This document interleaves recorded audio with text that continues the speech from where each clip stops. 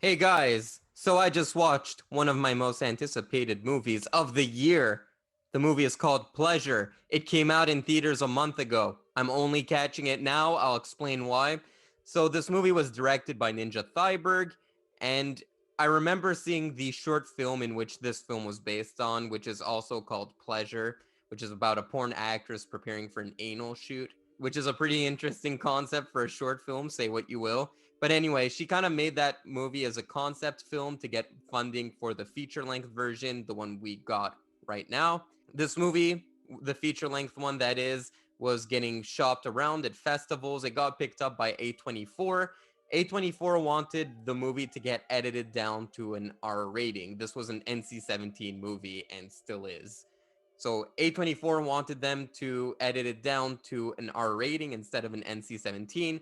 So the movie later got sold to Neon. And I remember at the time I thought it was pretty interesting because A24 was making two movies about the porn industry, Red Rocket and this movie. So I thought that was pretty interesting. Obviously, they're very tonally different. Red Rocket is a comedy, and this one is almost a horror movie. So this movie is about Bella.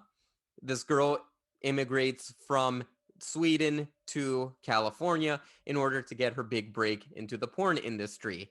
Now, she thinks that it would be easy, that she'd only have to do some guy girl and some girl girl, whatever, but she slowly finds out that the porn industry rewards more brutal sex acts. So, slowly as the movie progresses, she starts getting pressured into doing more and more graphic sexual scenes. This is an absolutely brutal watch. There's no denying it. This is a brutal, brutal watch, but it's necessary because this movie acts as a cautionary tale about the dangers of the porn industry. So having your hands tied behind your back is not the way to go about this movie. I think it was an absolutely necessary decision to make this movie rated NC-17 to show the horrors of the porn industry. I want to give a kudos to actress Sophia Kappel, who really carries this movie. I feel like so often people throw around the term brave too often. Oh, this actress gained 10 pounds for a role. She's so brave. Oh, this actress stuck her belly out for a role. She's so brave. This actress didn't wear makeup for the role. She's brave. This is probably the bravest performance I've seen in a long time. I don't know how this actress must have felt, but this is an absolutely brutal movie. Props to the director for making her feel comfortable, but also props to the actress for letting herself go through the ringer like that. So, like I said, this movie is a cautionary tale about the dangers of the porn industry and the construct of the porn industry.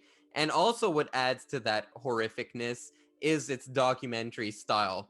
The director uses very limited music, handheld camera, scenes where characters are having dialogue, they're talking over each other, the dialogue feels very natural, so is the performances in the movie. And there's a lot of attention to detail as well. Real porn companies are shown in this movie. Usually when a movie uses a real company, they have to say an example instead of Facebook, they have to say image, face, or something like that, just to avoid any legal liability. This movie actually got the permission to use real porn companies. Not only that, but you actually get some cameos from people in the porn industry. I recognized McBlue and Axel Braun.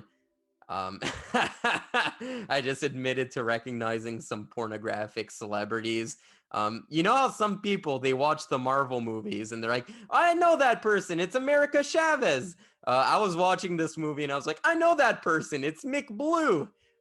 What can I say? This was my own little Marvel movie. I'm a perv and I'm going to hell. Anyway, so let's just talk about the start of this movie because right from the hook, this movie had me captivated. It starts with a porn shoot right off the bat, no holds bar. You're like, okay, we're just jumping right into it.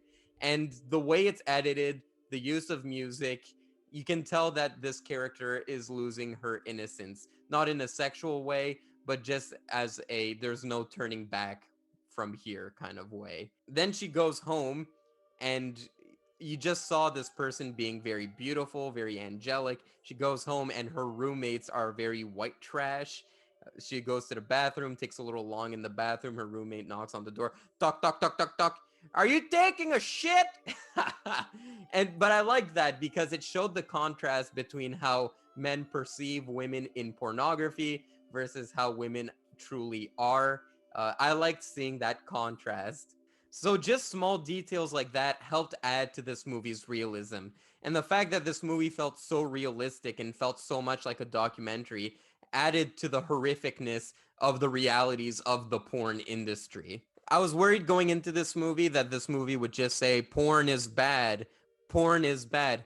But the movie doesn't really criticize the media of porn itself, rather it criticizes the porn industry. You have this character, she wants to get into BDSM. She goes on a safe set that's run by a woman director, and she's very concerned about how this woman feels because obviously a woman director would be able to empathize with how a woman would feel in that scenario. So she offers her water, gives her safe words, makes sure they cut often enough to make sure she's doing well. Then she goes to an unsafe set, and just seeing that again, that contrast just shows, well, okay, yeah, there's some good scenarios and there's some bad scenarios in this industry. And just the way men treat this girl, because yes, she signed a contract, yes, she said I agreed to do this, but you can still make her feel comfortable, and guys fail to see that. Whenever she goes on a porn shoot and wants to take it back a notch, guys keep pressuring her to keep going forward and going forward. And listen, you're doing good. Just don't stop. You're doing so well. Why are you crying for? You're doing so well. And that's the kind of microaggression that's believable in a scenario. I just watched the movie Men, which dealt with microaggressions, but those microaggressions felt very over the top. This is a movie that has microaggressions that feels like, okay, this is actually accurate. And you want it to be like that because the illusion of this film is a documentary. So if you add very over the top scenes, that destroys the illusion of the documentary. The main message I picked up from this movie, the main theme I picked up from this movie is that men created this industry and men consume the product of this industry. So it's a very men industry. And women have to partake in this industry because if not, you don't really have any porn. So, how does this toxic masculine industry feed into toxic femininity? And I know when I say that, people are going to cringe. People are going to cringe because I'm using toxic masculinity. Just bear with me for a second. This movie doesn't claim that men are bad and point the finger at men specifically, but it does say men created this industry, men consume this industry, and thus the flaws that arise from this industry are from men. Women feeling insecure, women feeling that they might not have a job tomorrow, women feeling that they need to push themselves very far in order to fulfill their contracts and have another role down the line. So that kind of environment that's created leads to toxic femininity, leads to women being competitive, leads to women backstabbing each other, treating each other like shit.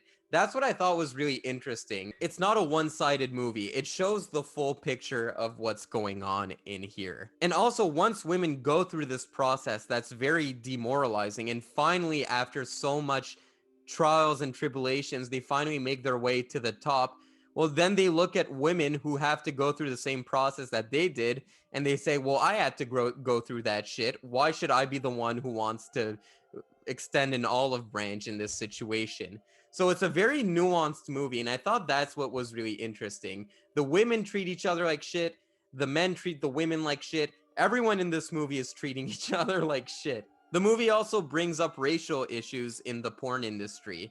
When a guy is involved in an interracial scene, it's kind of demoralizing for the black guy because that's seen as like the crown jewel of the porn industry. It's like you work your way up the ladder until you can finally do interracial porn. How does that make black people feel? So it brings up all of these issues surrounding race or surrounding sex, but it's not hammy at all. I just watched the movie Men and I was like, oh my god, stop beating me over the head with all this stuff. This movie actually brings up these very sensitive issues that are very topical in 2022, but does it really well, very cleverly, and very real. This is a very real problem. And it's not going to feel dated because overall, it's about a woman's rise to fame. It's almost like a movie like Wolf of Wall Street. It's a movie like this character rising to the top, and you're just in it because you want to see this character succeed. The performances are great, the direction is great. It's like, what more can you ask for in a movie? And the whole movie has like a certain ambiguity to it that keeps you guessing and keeps you thinking. The whole movie, you're asking yourself, why does this woman want to get involved in the porn industry? When the movie opens, she does a joke that, oh, I have daddy issues. Just kidding. Then she says, oh, I just want to fuck, but she's kind of half-hearted about that comment. So you're constantly guessing, why is this girl involved in the porn industry? Why does she want to be so successful at porn? And the conclusion I came up with is that this character thought porn was an easy way out. But once she was put in this fucking gladiator arena, she just wanted to thrive as the top bitch. And I really got to see that rise. This was honestly just a very good watch. Watch this movie. You'll learn some really dark shit about the porn industry, and it's not pointing the finger at anything. It's not preachy. It's a very well thought out, well done movie. And yeah, please go support this movie. It's not going to make its money back because it's NC-17, but just go rent it. Please just go do it. And yeah, high praise, and I'll see you guys in hell.